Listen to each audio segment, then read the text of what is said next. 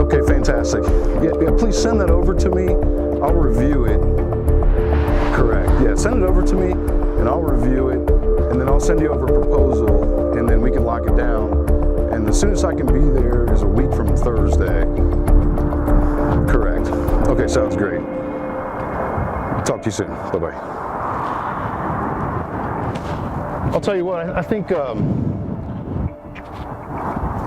one of the biggest struggles that people are having in our industry is how to do a proper sales presentation, right? And so I think first and foremost, when I talk to my clients, if they're struggling in that area, I ask them, how long are you taking to do your presentation, right? And it's usually the answer that I get is about, 15, 20 minutes, half hour maybe, sometimes 5 minutes, right? And so I think that's the biggest thing that's broken right there. And the other thing is how they're qualifying their clients. So I just want to talk about those two issues right now.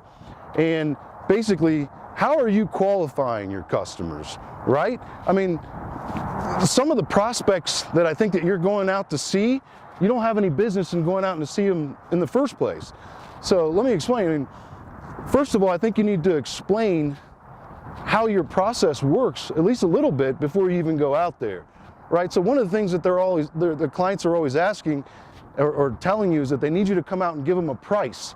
And so I think that we want to explain to them that, well, sir, I can give you a price before I ever even put my hand on my tape measure and come out there. And the price is the total replacement cost value, right?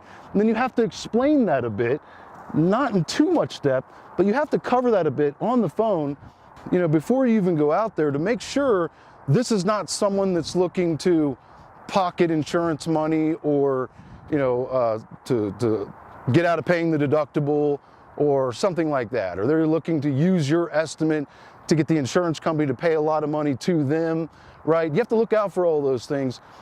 Although sometimes I think that those problems exist simply because the client doesn't know any better. And I think it's up to us to educate that client, and I think a lot of times when you do that and you complete all these steps, then where before you may have had a client that was their mentality, that was their mindset, when it's not that they were trying to be fraudulent, right? That they were trying to be a shady client. It's just that they were trying to be a savvy customer, like a lot of us, right? They're trying to get the best deal. And you have to give them a little credit because most clients don't go through this all the time like we do, right? And so they're not familiar with how it works. And so I think we have to help them with that. So, when a prospect calls you up and you're getting their name and their telephone number and their address, and hopefully you're asking them for a basic description of the damages and how it happened, I think you need to add 5 questions to that. And I'd be curious to know, if any of you guys are asking these questions. You need to ask 5 questions. And those 5 questions are, number 1, have you already notified the insurance company? Number 2, have they already sent somebody out? Number 3, what'd they say? Number 4, who is the insurance company? Number 5, and when are you looking to get the project completed, right? Separate the pretenders and the people that are just looking to get ideas to take advantage of you, and really start to only go places where they're actually serious contenders and not pretenders, right? Where they're serious prospects, and they're the type of client that you think qualify to do business with you, not the other way around. I think we need to first start there and decide for ourselves that we're only going to do business with those who qualify to do business with us, right? They think it's the other way around, and I think that you're falling into that trap a lot of times by allowing them to qualify you when you should actually be qualifying them. So those are the 5 questions about pre-qualifying your client. And so now I want to talk about what happens when you get to a prospect's property, right? I think too many times the mistake that we're making right away is we're showing up and we're just kind of letting the client take the lead, if you will. So the client, we get there, they know what we're there for, and they're right away trying to take our hand and lead us over and show us where the damage is, right? And I think that's backwards. I think we need to take control. And so yes, sir, I'm going to take a look at all of that, for sure. I'm going to look at everything. In fact, I'm going to look at everything, I'm going to inspect the entire property for storm damage, and if that's what we're there for, storm damage. And I'm going to spend a lot of time doing that. Before I do, I brought a packet of information with me, and I just want to take a few minutes, if I could, to sort of give you a brief summary of what's included so that you understand what's here. So maybe in that packet you have your contact, Mr. Jones, this is our contact information, this is our address, this is how to get in contact with us, a phone number, website, email contact, after hours number, that kind of thing. This is our BBB information. This is our liability insurance information. This is our certifications for this and for that and all the bells and whistles, right? And here's some reference information. And then here is a step-by-step sort of process of how we work, right? Because I want you to understand now the direction of how all of this is going to go, so that you know each and every step as it comes, what's getting ready to happen, right? And so that there are no surprises and there's no hidden agendas, right? So first is really step one, what I'm doing now, which is, introducing ourselves to you and explaining how we work, right? And second, I'm going to do a detailed inspection, like I said before, with the entire property, and I'm going to take hundreds of photos, drone video, other video stuff, moisture detectors, core sample, whatever it is, the things that you're going to do there. And then I'm going to compile all of that. And if there is storm damage, and if I do think that there is a project that we want to take on here, then I'll put it all together into a proposal. And I'll sit in the proposal, by the way. So what I do with there is I want to describe the process of how the insurance process works, right? I want to start there. I want to go over with the client and explain to them how the insurance process typically works. The claims called in, adjuster comes out, we try to be here when the adjuster comes, they inspect it for damages. If they see that there's damages, they'll write you up an estimate, and that estimate will look like this. And that's when I bring in some props with me, and sort of a prospectus or a binder, if you will, maybe laminated. And what I want to do is, if you've ever watched my What's Wrong with This Insurance Estimate episodes, basically it consists of a real-life case study of an actual insurance estimate where the insurance adjuster wrote up this estimate, here's the estimate, with all the personal information redacted so that you can't tell who it is, but maybe leave the last four of the claim number so you know it's authentic. But leave everything else in. And so what we're going to do with this is we're going to show them, and they may have already received this, which you know before you come, right? Because you've already asked them. Has the insurance company been notified? Did they send somebody out? What'd they say, right? Well, they say to you that the insurance company came out and they agree that the roof needs replaced. Well, you know that they have one of these estimates in their possession and probably a check, right? So if you know that going into it, then part of your presentation is you can structure the way that you converse with them as if you may recognize this because this is Xactimate. Let me tell you about Xactimate. It was made by a company called Xactware, and what they do is they keep track of every single item in construction, just about. So for example, Xactimate keeps track of what it costs to remove and replace 1 linear foot of baseboard, for example. It also tells you what it costs to remove that piece of baseboard and just reattach it, like just reinstall it. Like maybe you had to fix the drywall, so you had to take it out and put it back on, right? So, and then it also gives you a price for painting that base, like priming that baseboard, painting that baseboard, staining the baseboard, sanding the baseboard, so it gives you a lot of different prices for everything really in construction. And that software, those prices update every month. And the prices in Dallas are different, for example, than the prices in Houston. So every market, it's market specific.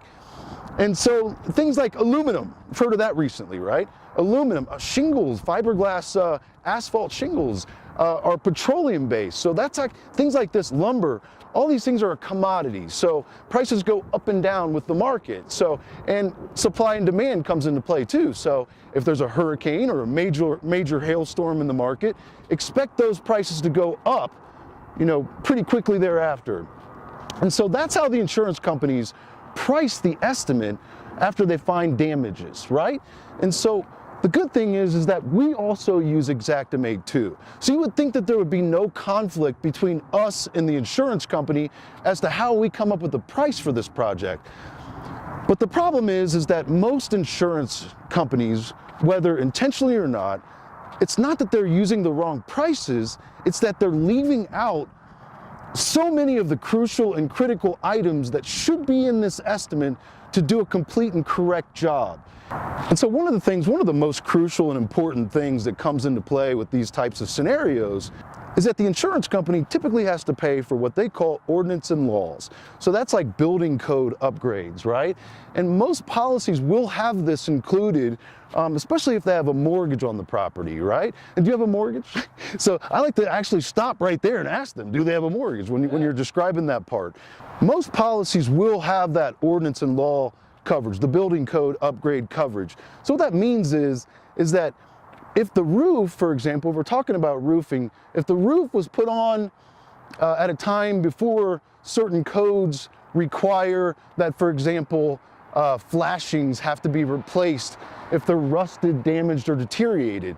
Most people don't know, but a nail going through the flashing, if that's how it was installed, that's damage. Rust on that flashing. So, and with building codes, one of the examples, as you can see from this estimate here, is that this particular roof was missing chimney flashing, but in fact it had a chimney on it.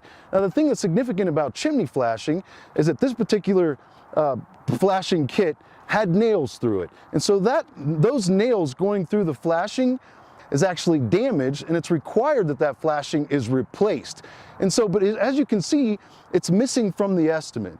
And it really is quite amazing how many times the adjusters out there never even consider building codes. They just go by what they see up there, and a lot of times miss many of those items too. But this particular estimate was missing chimney flashing, it was missing this, it was missing many different items. So I think you need to take some time there to educate your client. So that's the key here, is educating your client sells your client. That's what closes your client, in my opinion. Like, I've been in different sales scenarios, and I know that they say, like, the client, they never really mean no until they say no 7 different times, right? I don't buy into that garbage for this right here, man, because again, they have to qualify to do business with us. So we lay it out there, all of the facts, the process, the roadmap of everything that's going to happen, right? We educate the client on how the process works, the insurance process, and then how we work. So back to the case study, we show them how a common insurance estimate looks, a real one, by the way. And then we show them the estimate that we wrote in that scenario, right? Showing a proper estimate. And it's basically, Mr. Jones, do you agree that that parapet wall cap flashing should be there based on now what I've explained to you about the codes and what's required? We're not allowed to go out here and do the job illegally. No insurance company can force us to do that. Do you agree that it should have been there? So a properly written estimate looks like this. And this estimate is based on building codes and insurance restoration standards, hundreds and hundreds of photographs, extensive documentation, and black and white facts. That's what really should have been done by the adjuster, but they failed to do it. But as you can see, we did it for them. And then over the third thing I want to show you is the final estimate that the insurance company wrote, which they agreed to most, if not all of those items. So I think that you need to do your presentations like that. People are visual, show them how the insurance industry really works in these types of scenarios, right? And then, so there's the problem, and then we're showing them how we can solve that problem for them, right? So we're going to conduct an extensive, really, investigation on this property. We're going to pick it apart, and we're going to include everything that should be on that estimate, and we're going to submit that to the insurance company to make sure that they have all the right information. And so the insurance adjuster may only spend 20 minutes at the property, whereas we're going to spend a lot of times hours, several hours, and we may have to come several times to get that documentation and do it correctly. But if it was done correctly, they would pay for it correctly. So that's basically, there's no magic secrets about what we do. That's how we do it. And so that's what I'm going to do first, is I'm going to inspect the entire property. I'm going to put it all together, and then I'm going to put it all together onto a proposal. And then if you're ready to go forward at that time, you're going to have the opportunity to hire me at that time.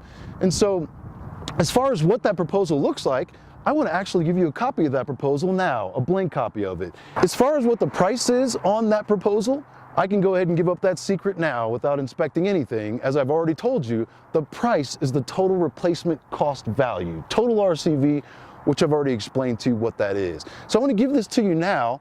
I'm going to go ahead and get started on my inspection, and I'm going to have a lot of homework to do before I'm ready to get to the proposal part before we move forward. Now, you have homework too, quite frankly, because while I'm doing all that, you can check me out. Check out my references, do your due diligence, check us out with the BBB, check out some of these certifications so that you're comfortable and you've done your vetting process before we get to the table, right? Because at that time, I'm going to be ready to move forward, and you'll have the opportunity to move forward at that time too. But as you know, we're busy and blah, blah, blah. So I think, you know, my best sales people that I've been around have actually, in this industry, have actually not been, you know, the outgoing, you know, I could sell an ice box to an Eskimo kind of guy, but it's mostly been more of the techie guys, nerdy, and gals, more nerdy, but, you know, not really outgoing, but just the facts ma'am kind of people, you know, but they're there to do an investigation and they have a lot of work to do, right? So they're busy. But those people are very purposed. But I find that those people are good with technology, like laptops. They have the ability to upload videos and photos. It doesn't take them a lot to figure that out. They know how to convert things into a PDF and how to attach things to emails and that kind of thing. But they typically can be organized and show up on time. I would prefer somebody like that more so than the outgoing, I don't have to do anything because I'm God's gift of creation, Mr. Big Shot sales guy, you know. So I just think that if you focus more on educating your client, right, before anything else, then I believe that the selling and the closing takes care of itself. And I think before, by the way, before getting into any of that, I think the first 5 to 7 minutes that you spend with a prospect, forget about all of the reasons why you're there, but first start by genuinely, it has to come from a genuine place, genuinely trying to make a friend. So building rapport, you know, the first 5 to 7 minutes with a client. You know, if you're in their office and you see a Chamber of Commerce thing on the wall, ask them about that Chamber of Commerce thing on the wall. People love, as you probably heard, to talk about themselves. It's their most favorite subject. And so I think you can get people talking about themselves by asking them a lot of questions, right, about themselves. And so that breaks down the barrier and the tension and allows them to be a little more comfortable. Also, one other thing, wherever you intend to close that client with that proposal, or call it the proposal, or, you know, call it the contract proposal or the contract presentation, if you will, wherever you hope for that to go down, I would suggest that you try to do your presentation part of it in the beginning at that same place. So if it's a residential job, if you're hoping to get to their kitchen table or their living room, try to do that in the very beginning. No, I understand, I'm going to go and take a look at all that, but is there somewhere we can sit down? I brought together a packet of information. I'd like to go over it with you briefly, what's included before I leave with it. So, you know, it's a way to kind of do that. But I just think that you need to qualify your prospects better, right? Try to make a friend. Ask them to come along with you on the inspection. And as you're going along, here's another thing. I never ask people for their insurance company paperwork, right? I never did that. I don't think you really need to. So, but before I leave, make no mistake about it, they're shoving that insurance paperwork into my hand, you know? So how to really do that is, as you go along in your inspection, you know, you've already asked questions like, has the insurance company come out? What did they say? So you kind of know where they stand. You should, without having to see their insurance paperwork yet. So if I want to see it though, a way I might do that is what the insurance adjuster say when they came out about this here, about the parapet wall flashing. Was that included on there? Because that's actually code required. So was that included? I don't know. Let me go get my insurance paperwork, right? And so if they don't do it there, it's on to the next step. It's on to the next thing. What did the insurance company say about this? When the adjuster was here, what did he say about this? What did he say about that?